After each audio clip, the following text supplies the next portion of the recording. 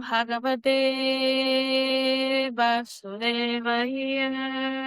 Om Namo Bhagavate Vasudevaya.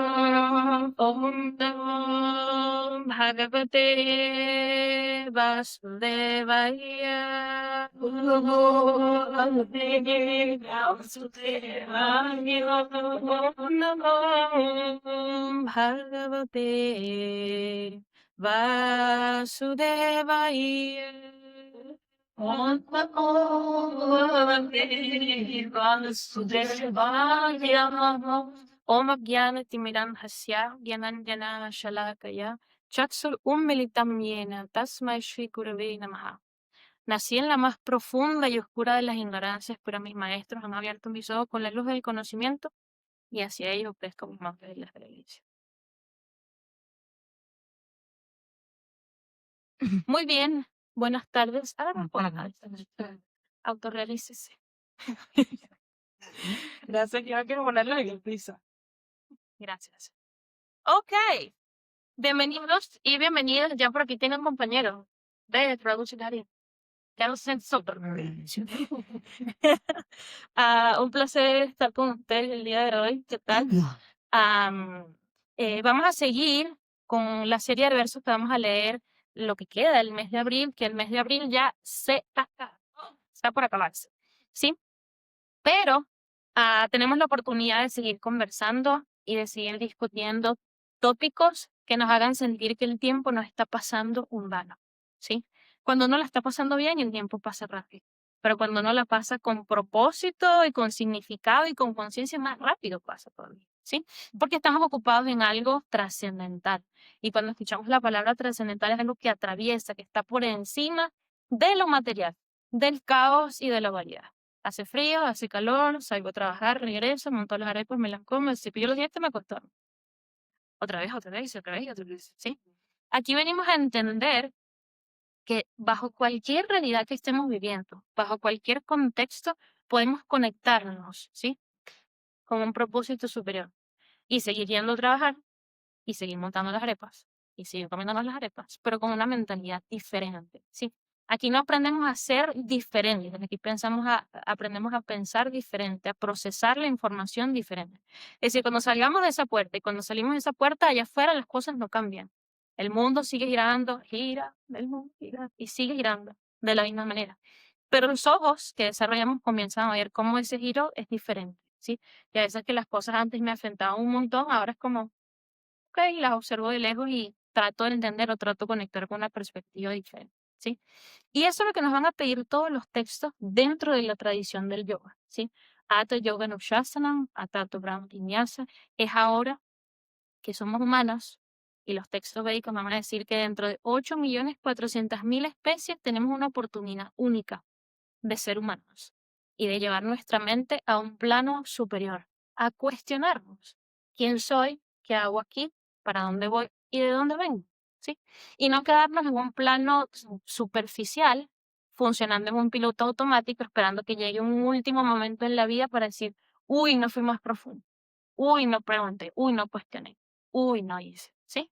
Entonces acá venimos a tratar de entrenar esos ojos que el Bhagavad Gita va a llamar Dhyana Chakshu Saha, o ojos de conocimiento, para entender que bajo cualquier contexto, en que cualquiera de ustedes que me están viendo en este momento estén, hay algo que aprender, hay algo de donde surgir, y hay algo que transformar. Y sobre todo, quien se transforma somos nosotros, sobre todo nuestra perspectiva, ¿sí? Porque el alma es inmutable, el alma no cambia, siempre es eterna, pero para funcionar acá, tuvo que apoderarse de una máquina.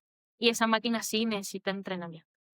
Y no es entrenamiento de tum, tum, tum, 4, 3.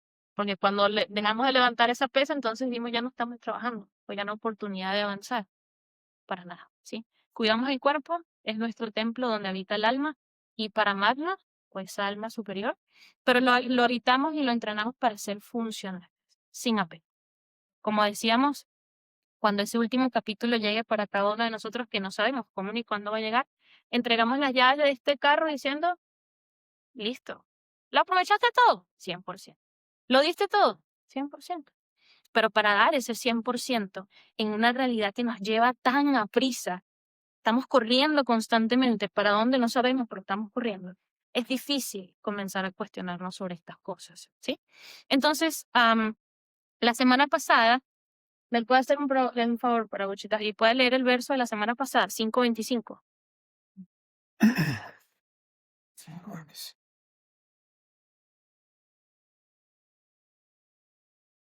El ¿no? Directo. Sí, Aquellos que se encuentran más allá de las dualidades, que sufren de las dudas, que tienen la mente ocupada internamente, que siempre están muy ocupados en trabajar por el bienestar de todos los seres vivientes, y que están libres de toda clase de pecados, logran la liberación en el...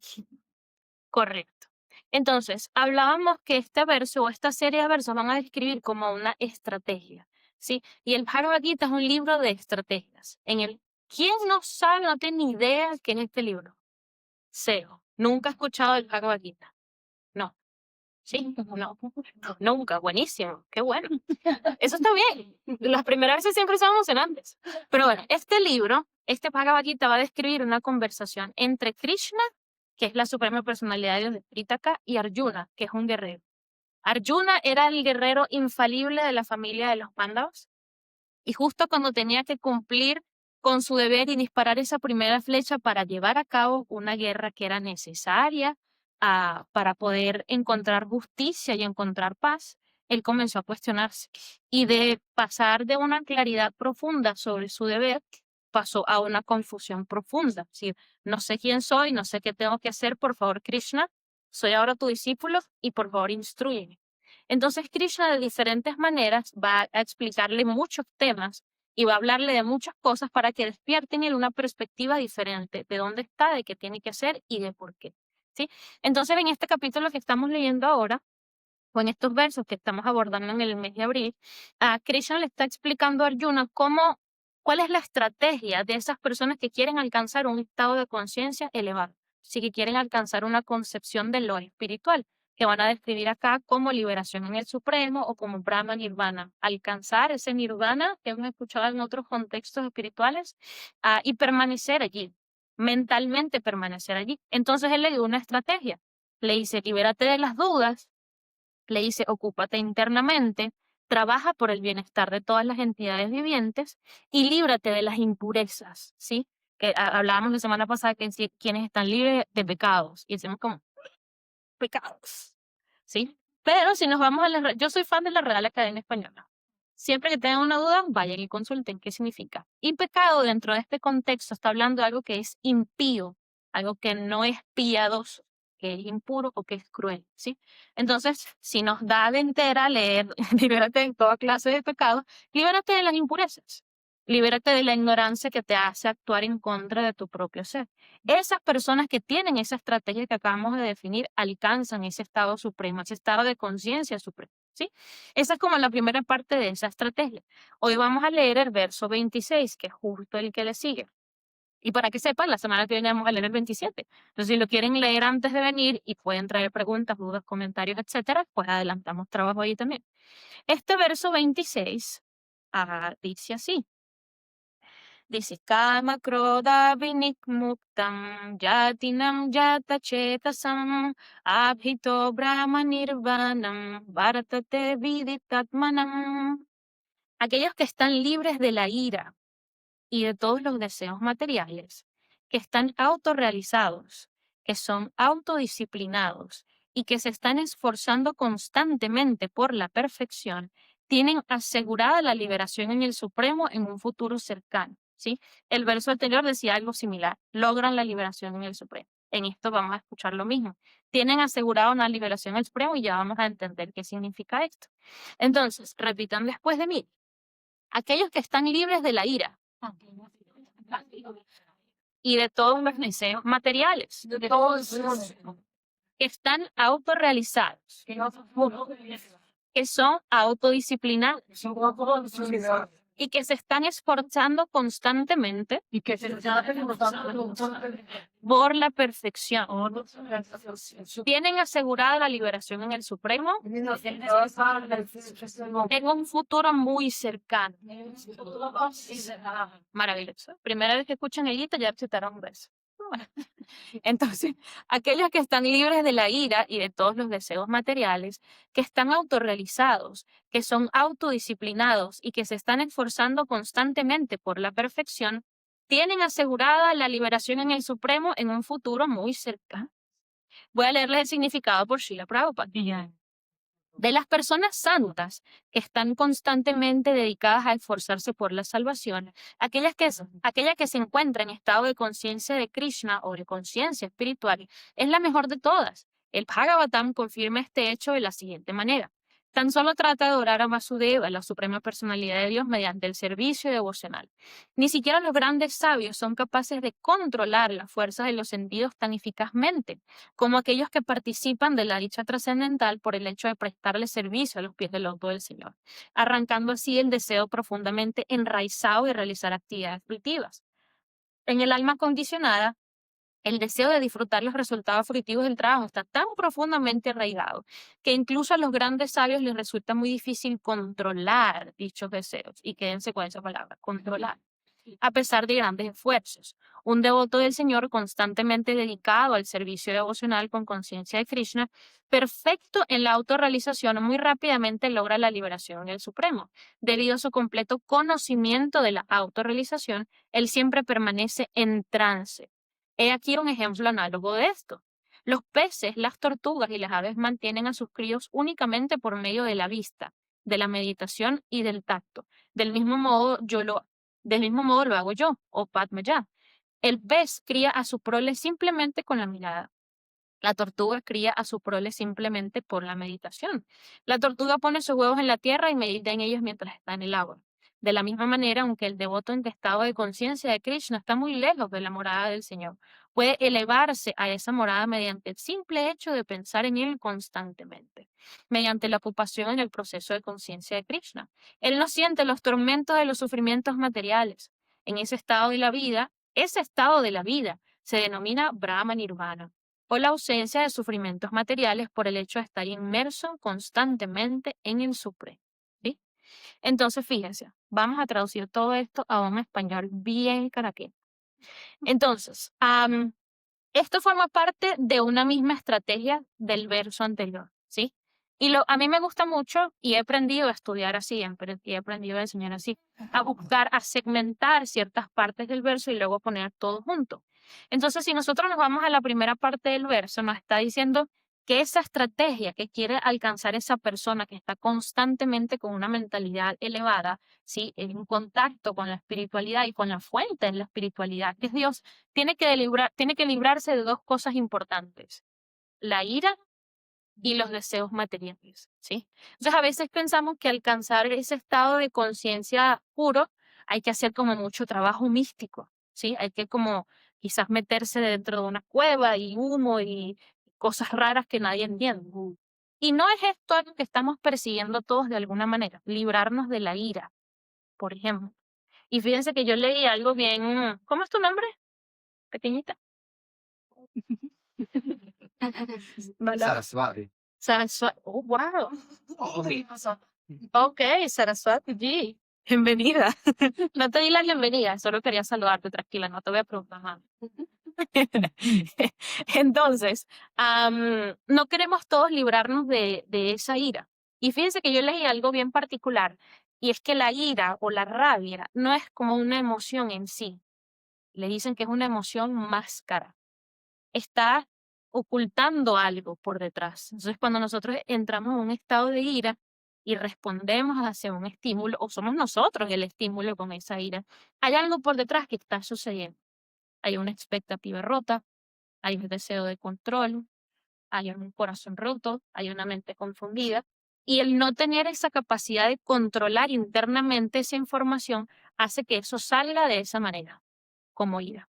Entonces la ira, que es algo de que nos queremos librar, tenemos que empezar a manejarla a través de entender qué hay por detrás de eso, ¿sí?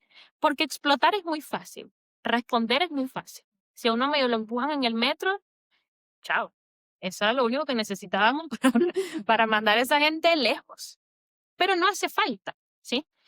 Y para mí, y tú, por ejemplo, que estuviste conmigo en India hace poco, uno cuando está en otros contextos, cuando no tiene que portarse bonito, ¿sí? Uno se da cuenta que esa capacidad de respuesta cambia mucho. ¿En cuántas veces, en cuántos templos no te llevaron por delante con hombros, no te empujaron, las personas querían ver las deidades más cerca y no te agarraron y te pusieron en otro sitio? Un montón de veces. Y uno dice, bueno, ¿y qué vamos a hacer? Son los locales, quieren ver a sus deidades y uno no se molesta, uno no reacciona, uno más bien dice, wow, esa ansiedad por estar cerca de Dios y por participar. Pero si lo mismo pasa en el metro en Plaza Venezuela, bye. O sea, ¿por qué me tocaste? O sea, ¿quién eres? ¿Sí? Entonces realmente no es que no podemos llegar a ese estado de control, pero no tenemos como esa urgencia de pulirnos, ¿sí? En nuestro día a día. Capaz para el jefe sí, capaz para la familia sí, para el esposo, para el novio, para el que estoy haciendo ojitos, pero para nuestro propio entorno, cuando se da esa conversación con nosotros mismos, nos cuesta mucho pulir. Y si queremos alcanzar este estado de liberación en el Supremo o este estado que dice acá que siempre podemos estar junto a Dios únicamente por estar inmersos en Él, esa ira le quita espacio en la mente a esa capacidad de absorber. Entonces eso es algo que el yogi dice, tengo que deshacerme de eso. Yo no puedo ser una persona iracunda, ¿sí?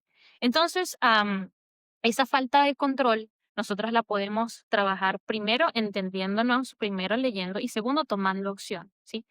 Hay algo en particular que cuando estaba estudiando este verso, siempre consulto con mi maestro antes de compartir cualquier cosa para no ser yo estar especulando dentro de mi propia mente. Y él me dice que es importante que consideremos que estas cosas, librarse de la ira y de librarse de los deseos materiales que ya vamos a hablar, no es algo que uno hace, es algo que uno obtiene. Y eso se obtiene por trabajo, ¿sí? Por esfuerzo constante. Y ese esfuerzo no está solo. Para nosotros alcanzar un estado donde estemos totalmente en paz con nuestra realidad, tenemos que esforzarnos y ese esfuerzo abre la puerta de lo que se dice en contextos espirituales o se llama gracia, ¿sí?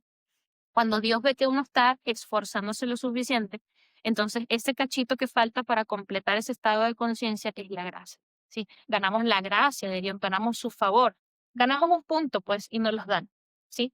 Entonces, no podemos esforzarnos por todo, pero podemos ser muy selectivos con qué podemos esforzar, ¿sí? Y muchas veces cuando venimos a este tipo de sesiones queremos entender algo que yo pueda hacer, una sola cosa que yo pueda hacer para empezar a cambiar.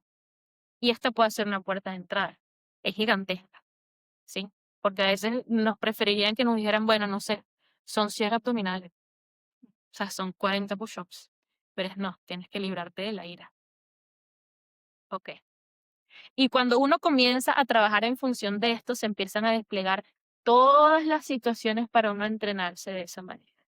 Entonces, a partir de ahora que ustedes están escuchando esto, solo sienten, bueno, no se sienten, pero siéntense a observar cómo comienzan a revelarse, porque no me gusta la palabra manifestación, cómo comienzan a revelarse todas esas situaciones para decirte, ok, tu estrategia comienza por liberarte de la ira, de esa rabia que tienes por dentro, que tienes que deshilacharla, my friend, porque no te hace bien a ti ni al resto.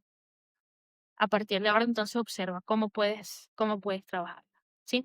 Y cuando hablábamos en clases pasadas, de cómo se ve a una persona sabia, una de las primeras cosas que oíamos era esto. ¿Se acuerda de ese verso? Itiksha Karunika Suritam Sarvadehina Mirritar. Ayata Satravashanta Sarva Sadhushana. Un sabio es tolerante. Titiksha. Un sabio es compasivo. ¿Estabas aquí también por esa clase? Exacto. Karunika, ¿sí? Un sabio es amigo de todas las entidades vivientes. Un sabio no tiene enemigos. A veces vivimos con enemigos imaginarios y en realidad un yogi no tiene enemigos. Es más, no existe algo que le pueda perturbar tanto como para darle el agorro y decirle, ponte esta cachucha, eres mi enemigo. No existe. No hay nadie que me pueda poner en ese nivel de ansiedad. No le doy ese poder a nadie porque en realidad no lo tiene. El poder lo tiene la mente cuando comienza a darle un significado a las cosas que hacen las personas a mi alrededor que me hacen querer darle esa cachucha de ser enemigo. Pero en realidad yo eso lo puedo intervenir, lo puedo cortar. Sinceramente, ¿sí? No queremos, como le dijimos antes, un spiritual bypass. Como que no, yo ahora soy yo y yo ahora no reacciono para nada. Y te vas a tu casa y es un golpe a la almohada porque tienes que descargar de alguna manera. No queremos eso, queremos que sea sincero. Tampoco vivimos, ¿no? Ay, Por supuesto. Y yo quiero cuando pase la próxima situación que me genere ira, yo comenzar a analizar por qué quieres responder así. Y quizás las primeras veces los tildarán de lo que decía, bueno, pero ¿vas a decir algo o te vas a quedar pensando? Pero es importante la pausa. ¿Por qué esto me está generando ira? ¿Sí? Y de hecho, describen muchas personas que tener ira es como querer incendiar la casa donde vivo para que el del cuarto al lado se incomode. Y yo también me estoy quemando, yo también me estoy asfixiando, pero es para que el de al lado le moleste, ¿sí? O querer entregarle a alguien un carbón hirviendo. Entonces, mientras yo te lo doy, me estoy quemando yo. O también dicen que es como tomar veneno esperando que la otra persona se envenene, ¿sí? Entonces, hay cosas que son tan fáciles de intervenir y vienes de una decisión. ¿Cómo puedo librarme yo de la ira? Y de hecho, este verso tiene 4 líneas y vamos por la quinta palabra, ¿sí? Aquellos que están libres de la ira. Y podemos seguir el resto de la clase hablando de la ira, ¿sí? Pero ya tenemos como una tareita por ahí. La próxima vez que alguien encuentre el espacio perfecto para tocar la tecla y hundirla, decir, ok, ¿qué hay detrás de esta reacción? ¿Sí? Y la vida se convierte en un mindset lab, en un laboratorio donde yo quiero observar lo que está pasando. Dice, ¿por qué yo reacciono así? ¿Y por qué yo pienso así? ¿Yo por qué siento así? ¿De dónde viene eso? Y cuando empezamos a deshilachar nos damos cuenta que en el fondo no hay nada. Había una creencia, había como una imitación de algo que hacían en mi familia, había tal vez un patrón equivocado que nunca intervine y cuando lo intervine, desapareció. Pero eso implica esfuerzo. Sí. La vida puede pasar, ustedes pueden salir de esta puerta y decir, esa chama habló súper lindo, pero tengo tantas cosas que hacer que librarme de la ira no es mi prioridad. Eso puede pasar, ¿sí? Y yo estoy segura que todos ustedes tienen muchas ocupaciones muy importantes, pero hasta que nosotros no nos liberemos de la ira, jamás vamos a poder conectar con una realidad espiritual satisfactoria. Y si somos seres espirituales y no podemos conectar con nuestro aspecto espiritual, creo que estamos en problemas, ¿sí? Entonces, esto genera una sensación de urgencia, ¿sí? No es que todo comienza a colapsar porque si no hago esto no vivo, pero comienzo a ponerle un poco más de lupa a esto, ¿sí? Entonces, pasamos de la ira y de los deseos materiales. Y en realidad yo quise detenerme a propósito en esta primera línea, ¿sí? Porque de las demás palabras vamos a encontrar un significado y va a ser fácil traducirlo. Pero el trabajo real está en estas dos cosas, aquellas que están libres de la ira y de los deseos materiales, ¿sí? Srila Tamal Krishna Goswami, que es el maestro de mi maestro, decía que todos tenemos, y Srila Prabhupada también lo decía. Prabhupada decía que un hombre que no tiene deseos es un hombre muerto. Todos tenemos deseos, ¿sí? Hay algunas tradiciones espirituales cuya manera de lidiar con el deseo es suprimirlo, ¿sí? En esta tradición espiritual, en la Brahma Gaudiya Sampradaya o en el Vaishnavismo, nosotros no queremos suprimir el deseo. El deseo siempre va a existir y el deseo puede ser material o el deseo puede ser espiritual. Lo que nosotros queremos hacer con los deseos es intervenirlos de la misma manera como intervenimos los pensamientos o purificarlos, ¿sí? Entonces, Tamal Krishna Goswami decía que esos deseos que están en el corazón, pues digamos, tienen dos destinos. O Dios los complace o Dios los elimina a través de la purificación, ¿sí? Y existe una historia en el Srimad Bhagavatam, que es la historia de Dhruva. Y Dhruva era un pequeño niño, no vamos a contar la historia porque no tenemos tiempo, pero en esa historia él tenía en el corazón un deseo material, ¿sí?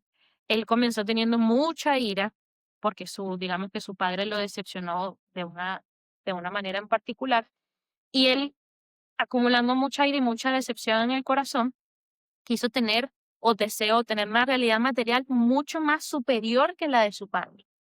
Y la madre le dijo, mira, tienes que salir al bosque, digamos, buscar una vida apartada. Tenía 5 años, ¿no? Imagina que Saraswati te diga, me voy al bosque. Llévate un AirTag, llévate un GPS para poder saber dónde está. Y cuando él se fue, la madre le dijo, mira, la única forma que vas a tener de apaciguar ese deseo en el corazón es conectando con Dios, es sirviéndole a Dios. Él dijo, bueno. Y esa fue su motivación, un deseo material, ¿sí? En el camino hacia el bosque se encontró con un sabio, Narada Muni, y el sabio le dijo, mira, estás muy chiquito para la gracia. O sea, con 5 años te falta mucho por vivir. Yo creo que mejor te devuelves a tu palacio y estás tranquilo. Y dijo, no, o sea, gracias por, en pocas palabras, no crean que eso dice el texto. Le dijo, yo estoy sumido en mucha ignorancia y las palabras que tú me das no llegan a mi corazón. Y yo realmente quiero, o sea, tengo este deseo en mi corazón y quiero que me dejes una técnica para poder trabajarlo. Y él le dice, ok. Y le da un mantra. ¿Sabe cuál fue el mantra? Om Namo Bhagavate Vasudevaya. Y él tuvo su mantra y él tenía su práctica, su estrategia, una y otra vez y meditado constantemente y los semidioses fueron al Señor y le dijeron, este niño de dónde salió, está generando un desbalance en el mundo porque tiene demasiada energía, su práctica es demasiado fuerte, ¿qué hacemos con él? Y se dice que cuando él estaba meditando, y Narada Muni como su gurú, cuando le entregó ese mantra, le describió cómo se veía esa suprema personalidad de Dios, describió el rostro, el cuerpo, las ropas, todo. Y él tenía esa visión muy clara, de vicio en la mente. Y llegó un momento que lo estaba viendo, llegó un momento que lo dejó de ver. Y cuando lo dejó de ver, él abrió los ojos y lo tenía de frente. Y cuando él tuvo de frente a Dios, con todos sus atributos, con toda su personalidad, con toda su belleza, con toda su opulencia, con toda su luz, primero no pudo hablar, no podía expresarse de la impresión. Entonces el señor Vishnu con su caracola le tocó la cabeza y le dijo, ok, ahora te puedes expresar. Y él comenzó a recitar un montón de oraciones que si les interesa al final de la clase les digo dónde para que las lean porque son muy lindas. Pero dentro de esas oraciones, después de tener contacto con la belleza que representa a Dios. Y pónganse a pensar, hay un capítulo en el Bhagavad Gita que habla de Vibhuti Yoga, o todos esos aspectos hermosos y luminosos de la existencia, que son solo un reflejo o un cachito de la belleza de Dios. Si, por ejemplo, cuando estamos viendo un atardecer, un amanecer, post, Instagram, hashtag atardecer. Pero es hermoso, ¿cierto? Antes cuando lo disfrutábamos sin postearlo, se convertía en una meditación. Y yo le decía, wow, Dios mío, es que es increíble cómo lo hace. O cuando uno va a la naturaleza, Salir del sol de la mano. es maravilloso. Y uno se siente chiquitico y uno dice, Dios mío, no sé dónde estás, ni a veces no sé ni cómo te llamas, pero sé que estás ahí, es maravilloso, ¿sí? Entonces, si esta existencia es el arte, ¿cómo será el artista? Y ese artista se apareció frente a Dhruva. Y cuando él lo vio su belleza y la energía que percibía de él. Imagínense tener a Dios de frente. Él no pudo hacer más nada, pero lo que sí le pudo decir es que yo me acerqué a ti teniendo deseos materiales, ¿sí? Queriendo tener un reino, queriendo tener más poder que mi padre, queriendo tener esto y esto y esto. Y entonces mi búsqueda, yo salí buscando vidrios rotos y me encontré con una joya, que eres tú. Y esos son los deseos materiales, ¿no? Salimos al mundo queriendo buscar cosas que se nos escapan de las manos, con vidrios rotos, reconocimiento, fama, un buen salario, y etcétera. También, para encontrar una posición que a veces decimos, bueno, ya estoy en esta posición, ¿y ahora qué? ¿Sí? Pero una persona que tiene, que ha escuchado sobre todo, ¿sí? Porque muchos sabios, ya lo vamos a leer, muchos sabios se dice que se han realizado y que han encontrado ese estado de conciencia solo con escuchar. Y ese es el deber en esta era, solo escuchar. Solo escuchando esa grandeza de Dios, se ha transformado tanto su corazón que han soltado estos deseos materiales, ¿sí? Entonces no es que no vamos a desear, no es que no vamos a tener aspiraciones, no es que vamos a vivir en chiquito, no es que no nos podemos proyectar, pero lo hacemos diferente, ¿sí? A lo mejor yo quiero ser exitoso en mi trabajo porque quiero buscar la manera de servir tan bien y de ayudar a las personas tan bien que me sienta satisfecho, porque lo hemos visto. Artistas, políticos, gente que tiene materialmente todo, que son profundamente infelices. A veces toman decisiones que uno dice, wow, pero sí, lo tenía todo. Y realmente estamos a tiempo, todos los días que lo escuchemos, estamos a tiempo de saber que esos deseos materiales Dios me los puede dar. Si le estamos pidiendo algo material a Dios, Dios va a decir, bueno, al menos me lo está pidiendo a mí, no crees que Él tiene solo el potencial de poder hacerlo. Toma, si eso es lo que tú quieres, distráete con eso. Pero un yogi tiene una determinación de vuelta a través de su práctica por alcanzar esto que se define como Brahma Nirvana. Dice, ok, yo puedo tener deseos, los quiero purificar, ayúdame, Diosito, a purificar esos deseos. Porque mi único verdadero propósito es entenderme como alma y entenderte como la fuente de esa alma. Y no existe descrito en las escrituras védicas algo que nos vaya a dar más satisfacción que conectar con esa fuente de forma irreversible, ¿sí? Nos pueden dar el último iPhone y a las 2 semanas nos pueden dar un dulce divino, a los 5 minutos nos pueden llevar a un viaje y a la semana se acaba. Todo lo material está destinado a desaparecer, absolutamente todo. Y si lo sabemos, entonces, ¿por qué estamos tan invertidos, estamos invirtiendo tanta energía solo en eso? Entonces, es mantener el balance entre lo funcional y lo fundamental. Lo fundamental es quién soy y lo funcional es cómo yo me despliego en mi vida bien, porque tengo que pagar la renta, porque tengo que pagar la escuela de Saraswati, porque X, Y, Z, ¿sí? Entonces, fíjense, dentro de las ideas que les quería compartir, antes de saber si tienen preguntas, es importante, y ya vamos a ir con el resto de las palabras, pero es importante que entendamos que al final la existencia o esta existencia va a ser un proceso de purificación constante, ¿sí? Y a veces decimos, Dios mío, bájale la purificación porque está fuerte. Pero un yogi está detrás de esa purificación, porque a través de esa urgencia con la que hablábamos, tiene la certeza de poder alcanzar esa mejor versión. Esa versión que, como dice en el verso pasado, se libera de las dudas, es capaz de servir a todo el mundo, está ocupado siempre internamente y ahora está libre de ira, está libre de deseos materiales y está autorrealizado. Y en esta siguiente palabra, cuando buscamos el significado, sobre todo en el sánscrito, esa persona que está autorrealizada, vidita atmanam, Atmanam habla de Atma, ¿sí? Y Vidita habla como de una reflexión o de una observación interna. Entonces, esa autorrealización, que a veces la leemos mucho en redes sociales, pero no sabemos qué significa, es poder observarnos y contemplarnos como seres espirituales, ¿sí? Y a través de esa configuración, Sat, Chit, Ananda, comenzar a comportarnos como tal, ¿sí? Y es importante que lo consideremos. Y muchos de ustedes dirán, bueno, pero eh, ¿por qué tanta purificación? O sea, ¿por qué no podemos ir así como somos, de vuelta al mundo espiritual? Así, con lo que tenemos, con lo que somos, ¿qué pudiese pasar?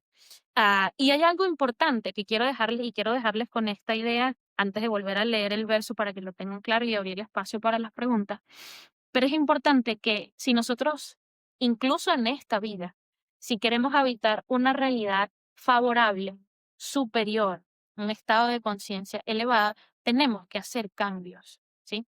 Imagínense que ustedes los inviten a una casa impecable, no sé si les ha pasado, que los invitan a una casa que está tan organizada, tan limpia, un espacio que está que uno se siente como, Dios mío, no me quiero ni sentar, o sea, y además pienso, mi casa está horrible, o sea, tengo que hacer algo con mi casa, o sea, me da vergüenza.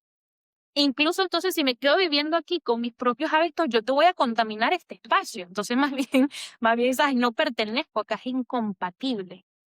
Este mundo material es incompatible con el alma, ¿sí? El alma es eterna y el mundo material es temporal y es cambiante. Pero nosotros podemos utilizar una realidad incompatible a través de este tipo de estrategias para alcanzar esa compatibilidad que necesitamos para regresar al mundo espiritual. Nosotros queremos regresar al mundo espiritual y quedarnos en el mundo espiritual. Porque si llegamos a ese mundo espiritual con las mismas concepciones, las mismas dudas, los mismos hábitos, las mismas tendencias, los mismos patrones, ¿qué va a pasar? Porque es lo que estás desplegando, porque es lo que quieres, porque es con lo que te estás relacionando. Entonces, para que te relaciones y tengas una realidad favorable, entonces habita aquí. ¿Qué decir? Estamos hablando de planetas superiores. ¿Qué decir si al final de la vida alcanzamos no nuestra mejor versión, sino la peor versión? Significa que puede haber un descenso a especies de vida inferiores que hagan match y que sean compatibles con las maneras que estamos pensando, actuando y deseando. Entonces esto no se convierte en un párate derecho porque al final del día van a medir acá y si tienes la altura pasa y si no, no. La persona que está ocupada en asuntos espirituales tiene una convicción genuina. Dice, yo me merezco habitar mi mejor versión. Sí, esta vida me lleva loco, o sea, a veces reacciono de una manera que no soy yo, o sea, estoy harto. Ese hartazgo, un poquito de ese hartazgo es necesario dentro del concepto, dentro de la práctica espiritual. Decir, ya yo terminé con esta realidad material, más, ¿sí? Y desde ese no más, no me quedo en ese no más, ni en ese foso trifásico donde no salgo, me digo, ok, no más, ¿ahora qué? Tengo estrategia, ok, listo, me puedo librar de la ira y de los deseos materiales. ¿Por dónde empiece? ¿Qué hago? Muchas veces muchas personas agarran el Bhagavad Gita y me dicen, yo no sé ni cómo empezar el Bhagavad Gita, no tengo ni idea de lo que dice. Digo, listo, está bien. Es bueno siempre leerlo en comunidad, pero aquí está tan claro. Y cuando uno pone toda su atención en un solo vez, aquellos que están libres de la ira y de los deseos materiales autorrealizados con una visión interna, alcanzan esa realidad espiritual. Entonces, la tarea que tenemos como personas que están buscando esa mejor versión y que saben que merecen regresar a ese mundo espiritual de donde pertenecen, donde está el pasaporte y dice, ¿dónde vienes tú, mundo espiritual? ¿Qué haces aquí? Estoy perdido, estoy en el aeropuerto, pero voy de regreso. Nos merecemos volver. Nos merecemos vivir en un mundo espiritual donde no existan dualidades. Pero ese merecimiento no es el merecimiento moderno de que porque soy un alma, entonces me merezco volver, ábreme la puerta. O porque soy mujer, entonces me merezco que me traten así. O porque soy hombre, entonces me merezco que me traten así. Es un merecimiento proactivo. Tengo que actuar, tengo que esforzarme y tengo que ser merecedor de la gracia de Dios para que esos dos factores se combinen y esa puerta se abra. ¿Sí? Pero tiene que haber una convicción genuina. Y es muy fácil que esa convicción se diluya en nuestro día a día. Porque a lo mejor no tenemos de este lado del mundo armas de destrucción masiva, pero tenemos armas de distracción masiva. Y solo estar distraídos es más que suficiente para que este tipo de información pase por debajo de la mesa. Sí. Y a lo mejor ahorita dice, Gaby, sí, sí, claro que sí. ¿Dónde firmo? O sea, ¿a dónde voy? ¿Qué hago? Ahorita. Esa misma, esa misma convicción tenemos que abanicarla el resto de la semana, el resto del día. Y está a un verso de distancia. Esta clase está grabada a una grabación de distancia, ¿sí? A una conversación de distancia. Y podemos hacerlo. Si Dios ha puesto en nosotros ese interés de alcanzar esa mejor versión, de saborear esos clics que uno dice, "Ah, exacto, este es el camino", es porque es posible. Dios está viendo una puertica por ahí y dice, Montserrat, se puede. Pero tiene que haber esfuerzo, ¿sí? Y ese esfuerzo parte de nuestro libre albedrío. Si tenemos libre albedrío para ir, para venir, para subir, para bajar, tenemos ese libre albedrío para enfocarnos en esto. Hacerlo nuestra práctica y hacerlo nuestra prioridad con urgencia. ¿Sí? Sí. Gracias, gracias, gracias, gracias, gracias.